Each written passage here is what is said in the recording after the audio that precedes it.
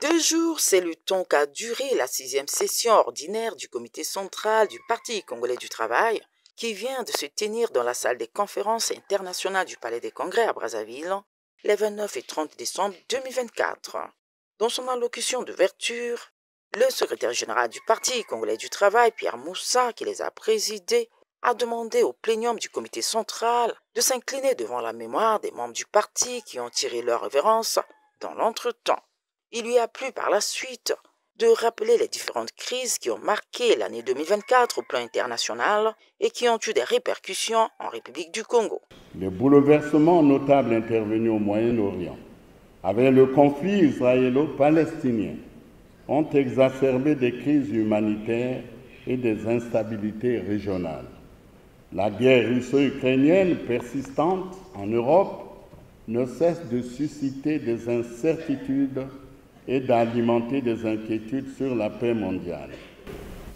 L'année 2024 s'est distinguée aussi par des records de chaleur avec une augmentation de la température moyenne mondiale dépassant 1,5 degré Celsius par rapport à l'ère pré-industrielle. Pour envisager des solutions aux questions environnementales, la République du Congo a organisé en juillet 2024 la première conférence internationale sur la forestation et le reboisement, tandis que la ville de Bakou en Azerbaïdjan a servi de cadre à la COP29, a-t-il souligné. Le Congo a fait aussi face à la crise économique et financière. En réponse à cette crise, aux lourds effets sur tous les secteurs de la vie nationale, le gouvernement a conclu avec le Fonds monétaire international un programme dont la mise en œuvre laisse espérer une issue qui renforcera sans doute la résilience économique et financière de notre pays. C'est dans ce contexte contraignant que le bureau politique a poursuivi sans désemparer la réalisation des objectifs assignés par le comité central. Dressant le bilan annuel, le bureau politique s'est attelé au renforcement du dynamisme de notre organisation. Ainsi, les structures du parti ont été revitalisées à travers une campagne de complètement des organes dirigeants démembrés, aussi bien au niveau intermédiaire que de base. Un recomplètement final interviendra dès janvier. De nouvelles adhésions ont été prononcées et de nombreuses autres sont en cours de l'être. L'effort d'amélioration des conditions de travail des animateurs du parti dans les fédérations et comités a été initié par certains camarades.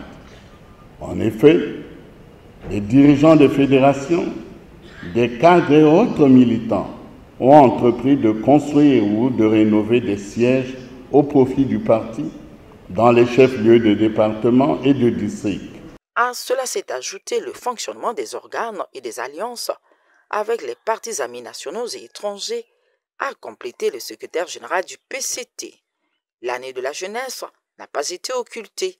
Parmi les préoccupations ayant fortement retenu l'attention du bureau politique cette année, figure celle relative à la jeunesse, à qui le président de la République, chef de l'État, son Excellence M. Denis Sassou Nguesso, a dédié l'année 2024 comme période de lancement d'une dynamique nationale en faveur des jeunes. S'agissant des perspectives, 2025, qui s'annonce, est une année décisive pour notre parti.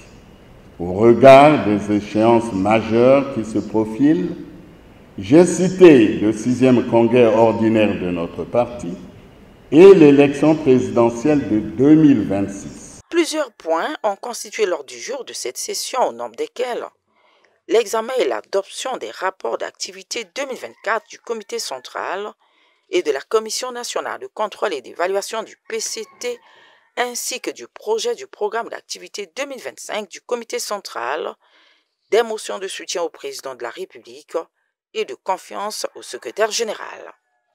Ces travaux ont été sanctionnés par un communiqué final lu par le secrétaire permanent à la communication et aux technologies de l'information Parfait Loki.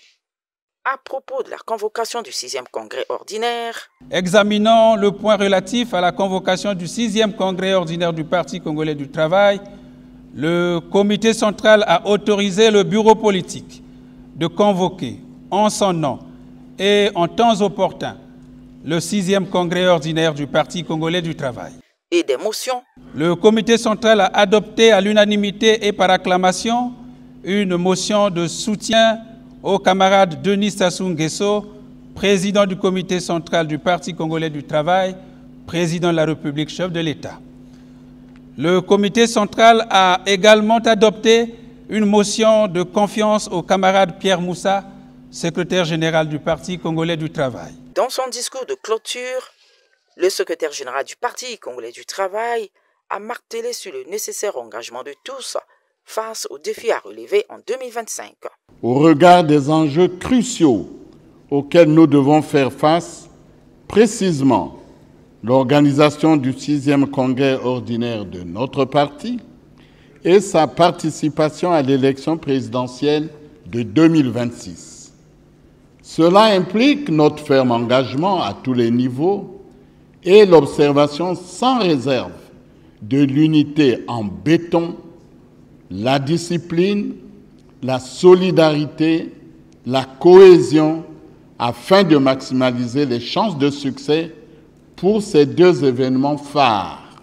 Les participants se sont également exprimés. Nous avons réussi à mettre en place un programme d'activité qui va nous permettre vraiment d'aller de l'avant pour que forcément nous puissions arriver aux résultats attendus. Les orientations fermes ont été données par le camarade secrétaire général du parti.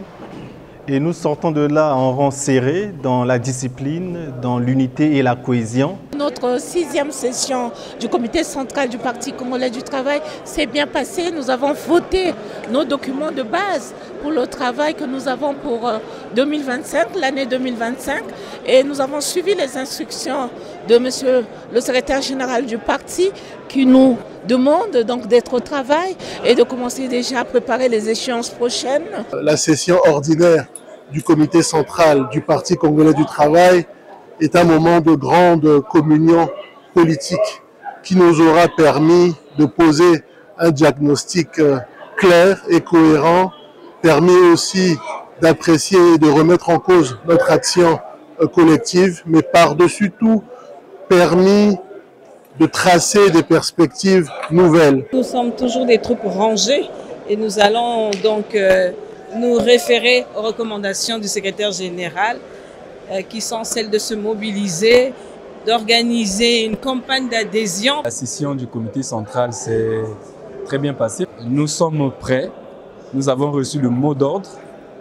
Tous les cadres du Parti congolais du travail ont reçu les instructions fermes partout où ils sont, sur tout le temps du territoire, de se mobiliser dans l'unité pour rassurer aux candidats du Parti congolais du travail en 2026 une victoire écrasante. Ce sont les impressions de satisfaction d'un parti qui fonctionne bien, qui tient ses échéances et qui est conscient des grands enjeux qui se présentent devant lui. Moi, je suis particulièrement satisfait parce que nous avons eu droit à des débats d'une grande qualité, d'une grande franchise et d'une profondeur que personne ne peut contester. Le secrétaire général a été à la hauteur parce qu'il a bien maîtrisé les débats. Le secrétaire permanent aussi à travers la qualité des réponses. 2024 sera close définitivement au Parti congolais du travail par la double commémoration ce 31 décembre de l'an 55 de sa création et du 86e anniversaire de naissance de son président fondateur, le commandant Marien Ngouabi.